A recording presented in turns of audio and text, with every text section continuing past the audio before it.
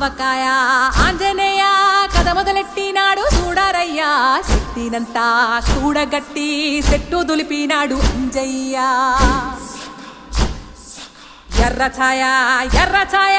కోతి అవతార వెంటమాయ కత్తి సేత పట్టకుండా కాయ కోసినాడు కపిలయ్య